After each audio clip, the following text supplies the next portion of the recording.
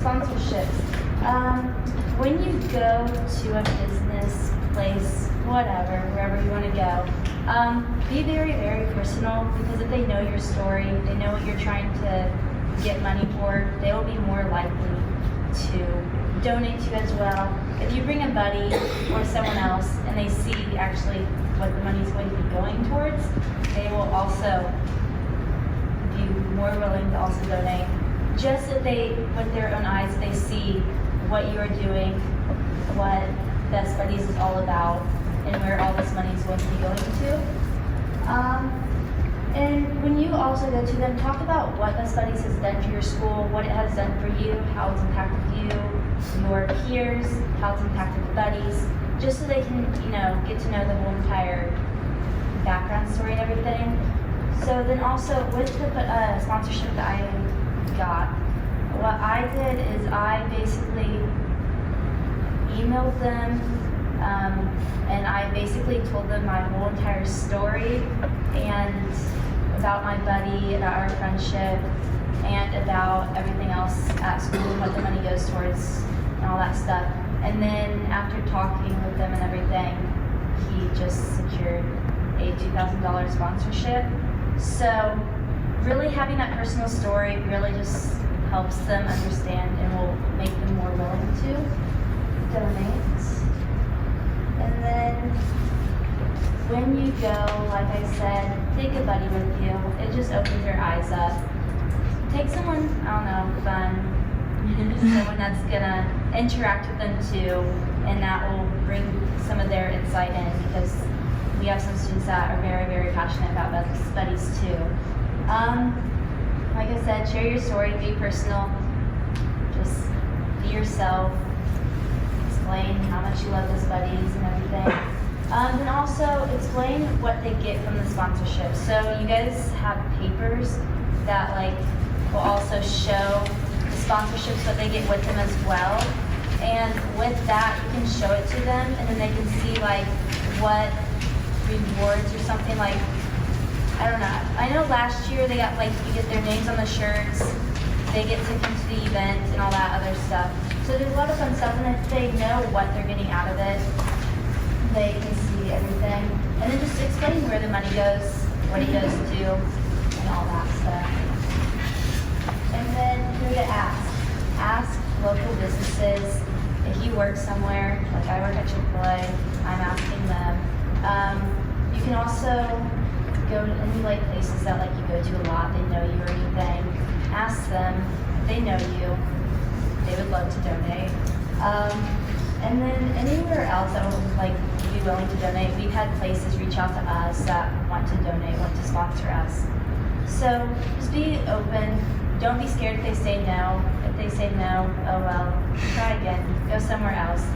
So just have fun. Take someone with you. Yeah. Thank you. Best Buddies in Indiana. My name's Marcia Clutter. And so, how many of you are pretty clear about what we're talking about when we're talking about sponsorships? Pretty clear on it. How many are a little bit fuzzy? Maybe a little bit fuzzy. What does this mean? What is the sponsorship? So sponsorship can range from anything from, we actually usually get one for our presenting sponsor that's $20,000 or over. So we could take any amount. Now we have different levels. So there's gold, silver, and bronze.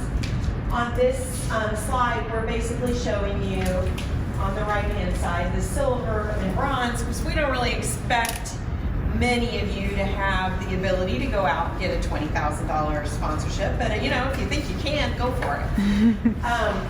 But what these sponsors, at these various different levels, they're going to get different benefits for their sponsorship.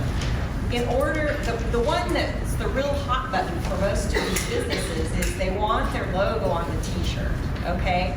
So on the back of the t-shirt, we put all these sponsor logos.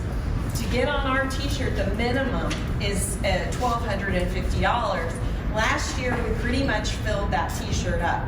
So we're gonna be limiting that level to a certain number of sponsorships, because we also want to get some of those high levels higher than the 1,250 as well. We have to put them higher up on the t-shirt. So, so it's good, to, like Jacob said, to start now, start early, and make sure that you convey that there is some urgency if they think they're going to be able to do that. Now, to sponsor your team, they don't have to do a $1,250 sponsorship, but to be considered a sponsor, it has to be at least $500. Okay, anything under that would just be considered a donation, and that's awesome as well. But for a sponsorship, we've actually added a section in the sponsorship deck, and we can email you this whole packet. It's best if it's shared with others via email or digitally, because it's about 9 or 11 pages long. I don't remember. It's pretty long. It's got lots of photos on it, so you don't want to be printing all this stuff. It's great to just share the whole packet. But what you've got today is a sheet that that shows that very last page, and that is very important for you guys. So say you have your bank or your dentist, and you email them the sponsorship packet, and they say, oh, I'd love to be on that t-shirt, but don't know if we can manage it or not, and not really sure if we want, if we're that interested in all these benefits, but we really want to help you out. Well, the page that you have there shows how they can really help you. So a company can sponsor your team if they are at this 1,250 level. They're going to get all the sponsorship benefits or above that are available anyway, but they're going to get the additional benefit of being able to put a little message to you on your team page. They're gonna get a little sign that's a thank you from your team. So that sign's gonna be displayed at the walk, and then you're gonna be able to take that sign and give it to them later. Also, each sponsorship has a certain number of t-shirts that sponsor is allowed to have to give their employees or their walk team.